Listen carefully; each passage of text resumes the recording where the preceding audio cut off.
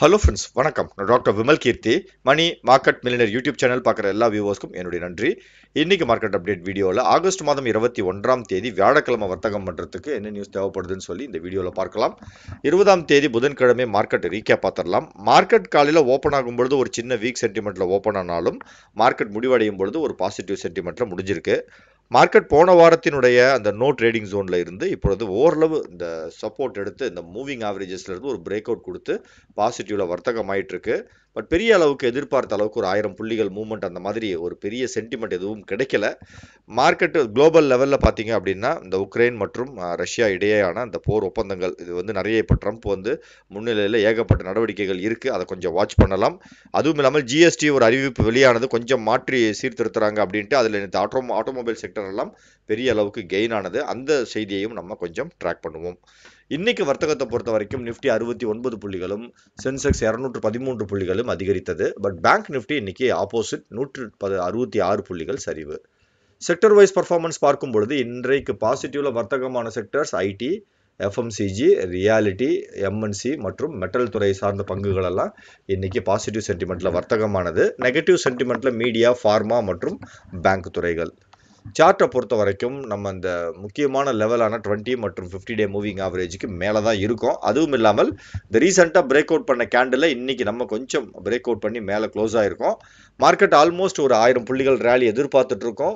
Previous high இந்த 25,700 அப்படிங்கிறது வந்து சார்ட்டில் இருக்குது. மேபி நமக்கு வந்து ஒரு 700 புள்ளிகள் அப்படிங்கிறது மார்க்கெட் பெரிய அளவுக்கு பாசிட்டிவ்ல ட்ரேட் ஆனதுன்னா 3 நாட்கள் அல்லது 2 நாட்களிலேயே எடுக்கலாம்.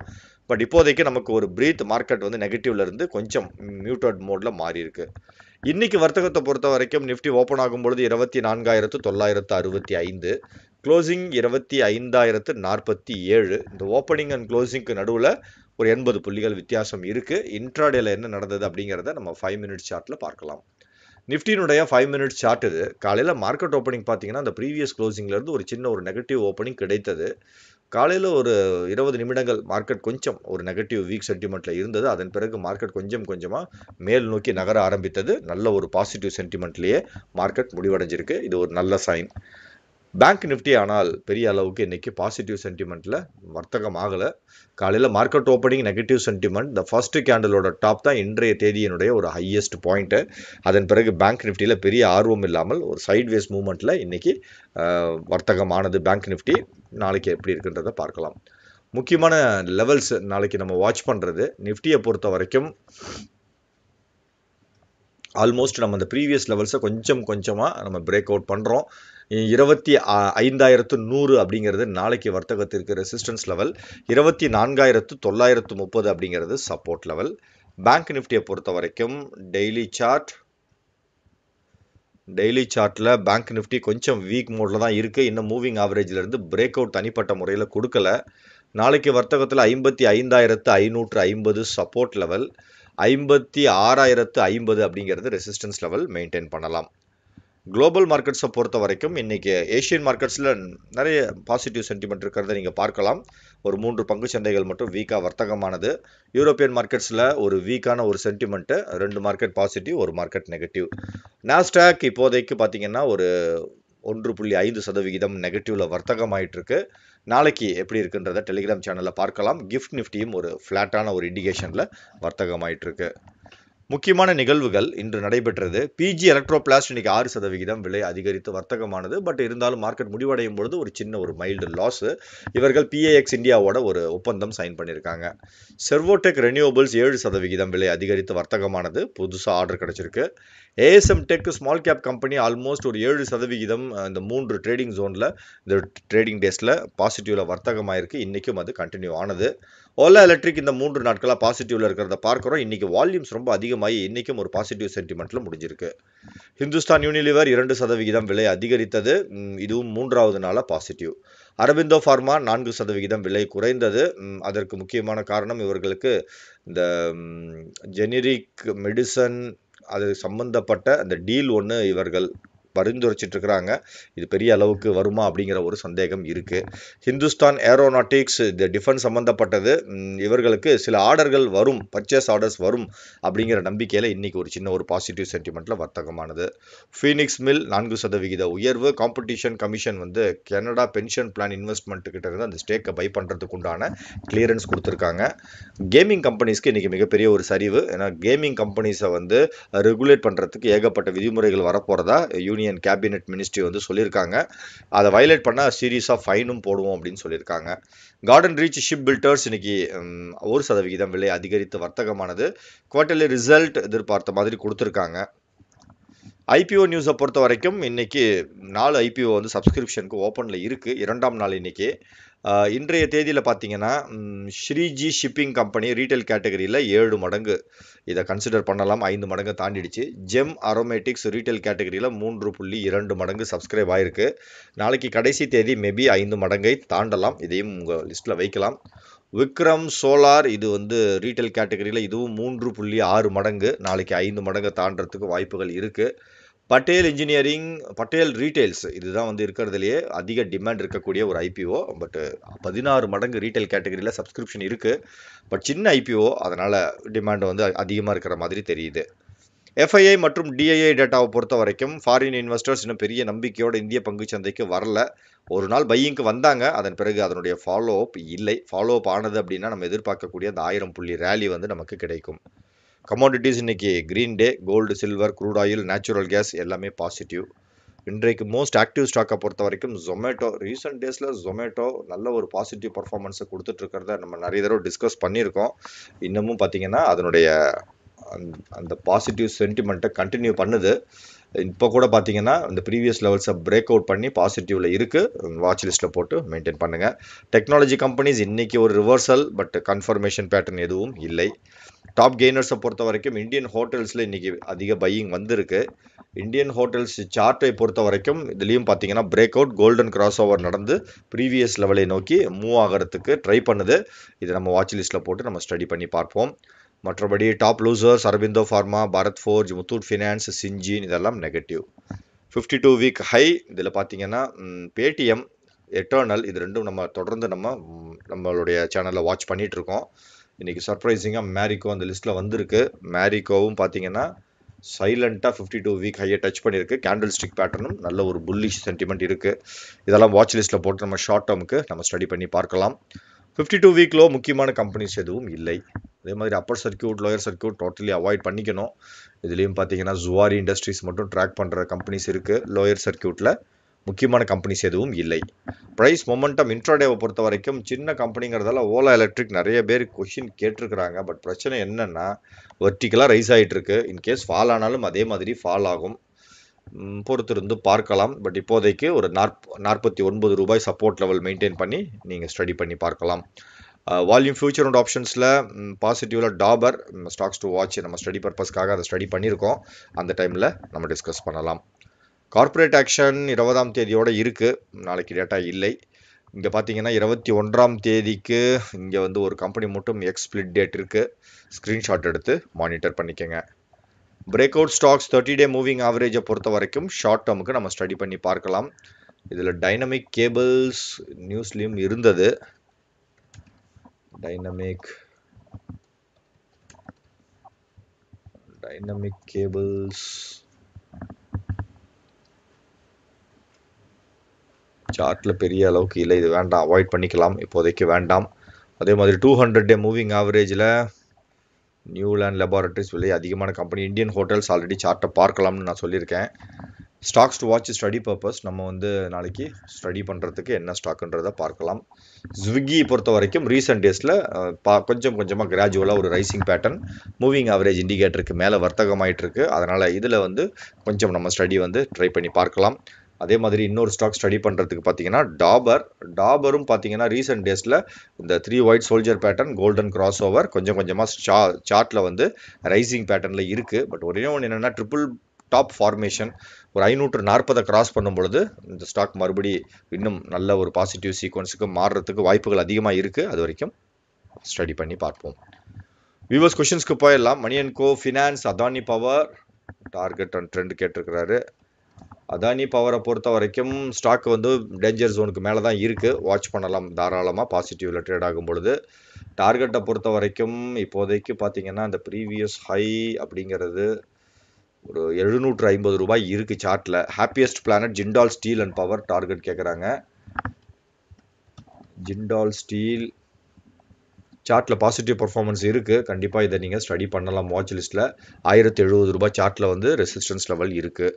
பிரகாஷ் சார் வந்து Kalyan jewellers buying price and target கேட்டிருக்கிறாங்க. கல்யாண் ஜுவல்லர்ஸை பொறுத்த வரைக்கும் கொஞ்சம் வீக்காக இருக்குது, இப்போதைக்கு கொஞ்சம் அவாய்ட் பண்ணிக்கிறது பரவாயில்லை. இது மறுபடியும் நீங்கள் ஸ்டடி பண்ணணும்னா 620 கிராஸ் பண்ணணும். மோகன் Rai sir Lemon Tree hotel stock buy பண்ணலாமான்னு சொல்லி கேட்டிருக்கிறாங்க. லெமன் ட்ரீ ஸ்டாக்கை பொறுத்த வரைக்கும் பாசிட்டிவில் ட்ரேட் ஆகும்பொழுது வாட்ச் பண்ணலாம், டேஞ்சர் ஜோனுக்கு மேலே தான் இருக்குது. கிறிஸ் சார் வந்து கபில் ராய் 1.25 lakhs ஸ்டாக் வாங்கியிருக்கிறாரு, மேபி பென்னி ஸ்டாக்காக இருக்கலாம். Kapil Rai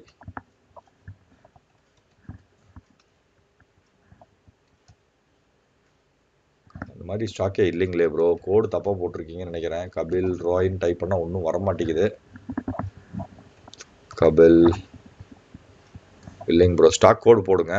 Gopalakrishnan sir Hindalco buy now அப்படின்னு கேட்டிருக்கிறாரு. ஹிண்டால்கோ பொறுத்த வரைக்கும் ஹிண்டால்கோ ரீசெண்ட் டேஸில் கொஞ்சம் பாசிட்டிவ் மூமெண்ட்டில் இருக்குது, பாசிட்டிவில் ட்ரேட் ஆகும்பொழுது தாராளமாக வாட்ச் பண்ணலாம் bro. Sasidharan sir LIC stock buy range கேட்டிருக்கிறாங்க. எல்ஐசியை பொறுத்த வரைக்கும் எல்ஐசி இந்தியா கொஞ்சம் வெயிட் பண்ணுங்கள், ஸ்டாக் கொஞ்சம் ரிஜெக்ட் ஆகுது மேலே போக முடியாமல். அதனால் நீங்கள் வந்து அடுத்து வாட்ச் பண்ணக்கூடிய லெவல் ஒரு 920 கிராஸ் பண்ணட்டும். சிவகுமார் சார் எஸ்டிபிஎல் ஹோல்ட் ஆர் செல்லுன்னு கேட்டிருக்கிறாங்க. எஸ்டிபிஎல் இது இமீடியட்டாக செல்லுங்க ப்ரோ, மூவிங் ஆவரேஜுக்கு கீழே டெத் கிராஸ் ஓவரில் இருக்குங்க bro. India prince max health care hospital பற்றி கேட்டிருக்கிறாங்க. மேக்ஸ் ஹெல்த் கேரை பொறுத்த வரைக்கும் சார்ட்டில் கொஞ்சம் வீக் மோடில் இருக்குது.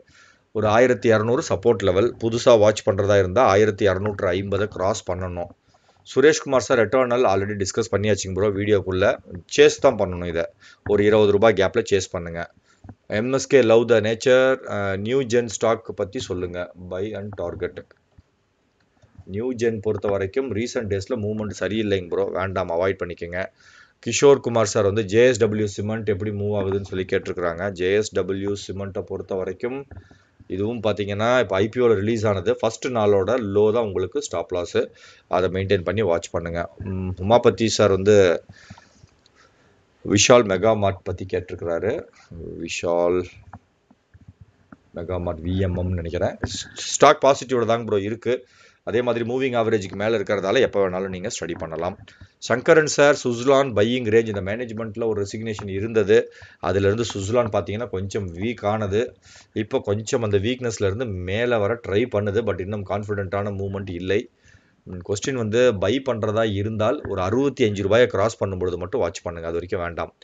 அன்பு சார் வந்து லோட்டஸ் டெவலப்பர்ஸ் 10 ஸ்டாக் ஹோல்டு பண்ணால் பட் சோல்டு பண்ணலை, டவுன்ஃபாலில் இருக்குது. லோட்டஸ்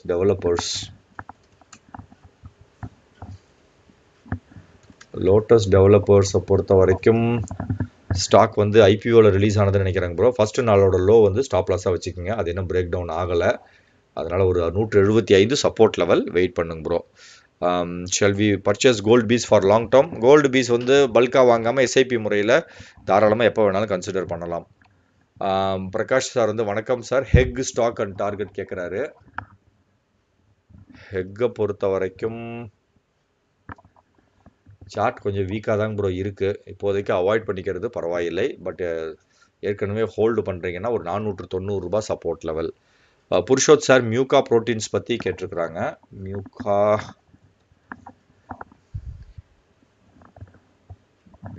ப்ரோட்டீன்ஸ்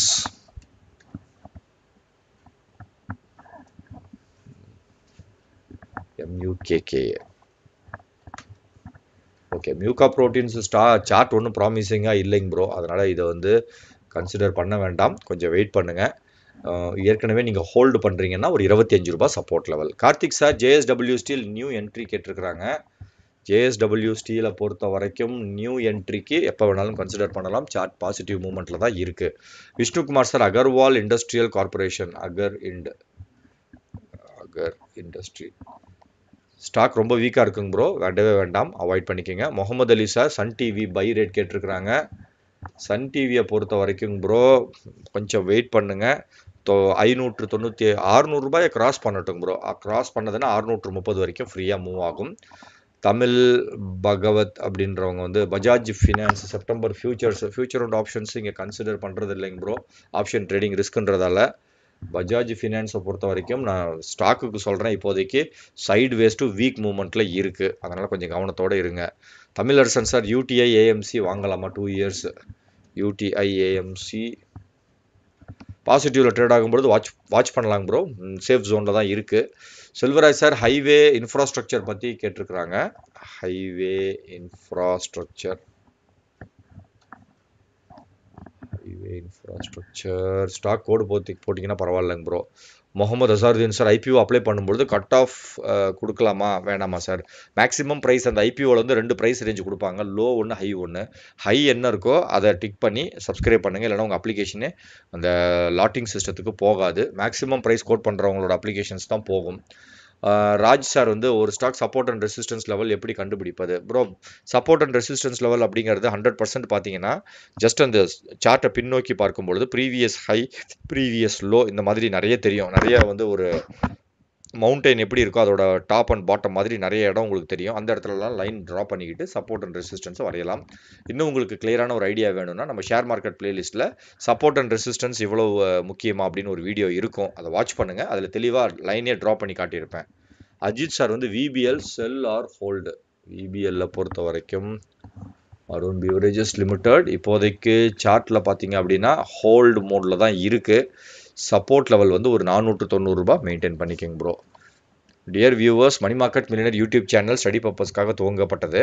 சொல்லக்கூடிய கருத்துக்களை ஸ்டடிக்காக மட்டும் எடுத்துக்கோங்க, டிப்ஸ் ரெக்கமெண்டேஷன்ஸ் எதுவும் கிடையாது. இந்த வீடியோ கண்டிப்பாக உங்களுக்கு பயனுள்ளதாக இருக்கும் நான் நம்புகிறேன். இந்த வீடியோ இது வரைக்கும் பொறுமையாக பார்த்த எல்லா வியூவர்ஸ்க்கும் ஒரு பிக் சல்யூட்.